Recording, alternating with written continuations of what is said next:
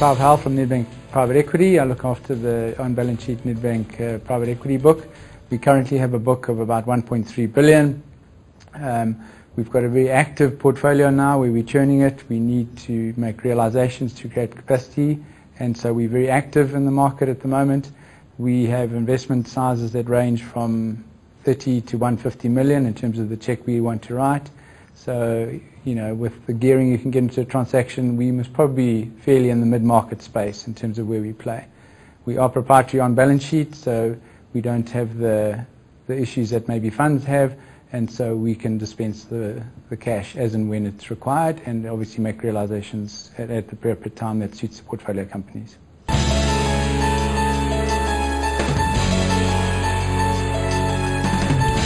I suppose it cuts across the spectrum. We have had one or two listings, but not certainly for quite some time now. We tend to find most of them now are either trade buyers, other private equity players, or indeed just share buybacks from fellow shareholders. I think a lot of that stems from the fact that we do only take minority stakes, so that influences where we can find the right buyer.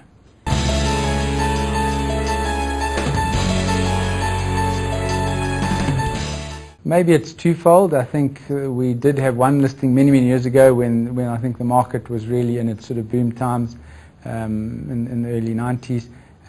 But I think also the size of deal that we do is most probably the other reason. I mean, we invest in businesses most probably between 100 and 500 million, and I'm not sure they are best suited to listing as an exit.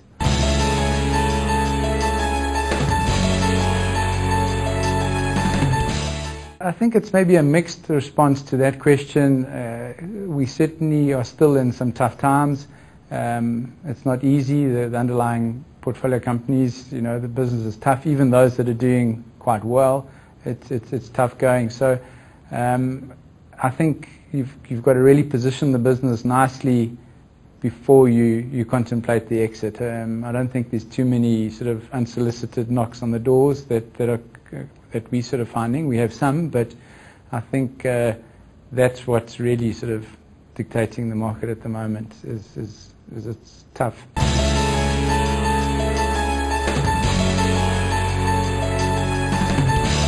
The key thing for us is we prefer to respond to buyers' interest as opposed to announcing that we're selling.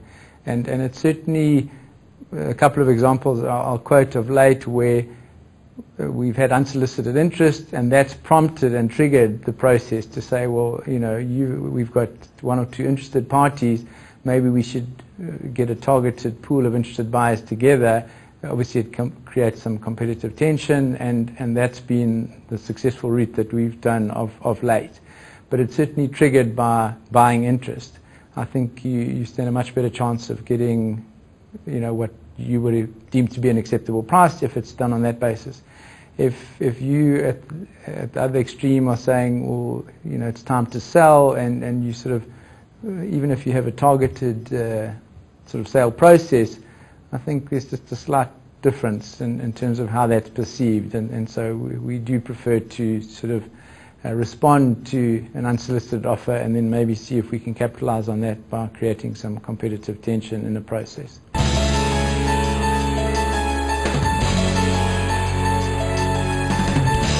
I don't say never under pressure. We certainly have a big focus ourselves. It's maybe a bit self-imposed because, the key thing is to churn your portfolio at a, not at too rapid a rate, I would say. But, if you've had assets that are getting a bit long in the tooth, then I think your ability to add value and or introduce sort of growth dynamics into the business is maybe sort of the curve is flattened somewhat. So, whilst we haven't got the timelines sort of restrictions of a fund, it's still preferable to get and add your value and then find an appropriate exit. So it's just that it's self-imposed and we have flexibility. What we found the best results is I suppose, like going into a new asset, is the preparation side. So we like to target what we feel are specific likely buyers, interested buyers, or buyers that are going to place value on the business. And and then sort of try and target them, and off the back of any interest that's generated, create a pool of buyers. But there's definitely, we've seen it where we've had people that have a compelling reason or rationale, you get a much better price, and that comes from doing a bit of research.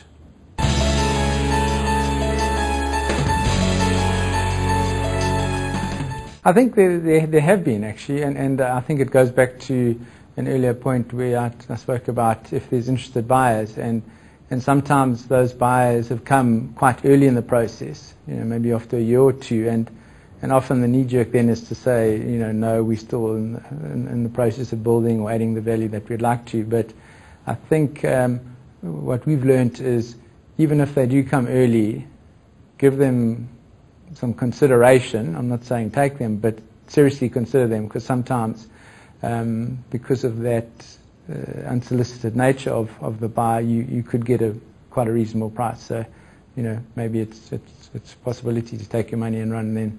So I think we've missed one or two that fall into that category.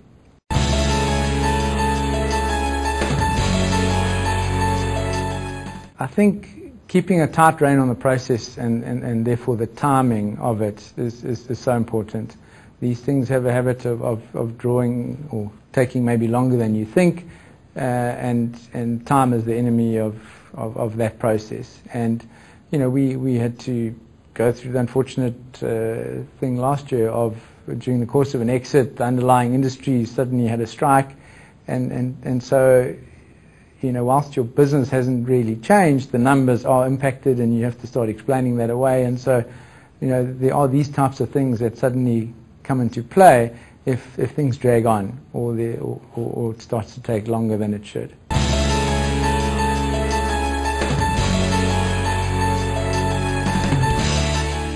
I think a key thing, and certainly one of the successes, or an element of the success of the process, is to get management's buy-in from the beginning.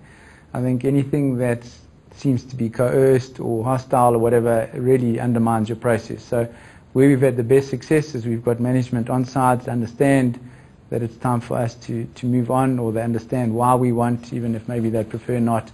And we've got them involved in the process, they've been committed to the process, and therefore they've engaged with the new buyer. And it's vital to get an appropriate price and a good sale process, to have management interacting positively and also attending to the potential buyer's queries. So it's absolutely key, and a key part of the success of a process is having management buy-in and understanding to the sale process.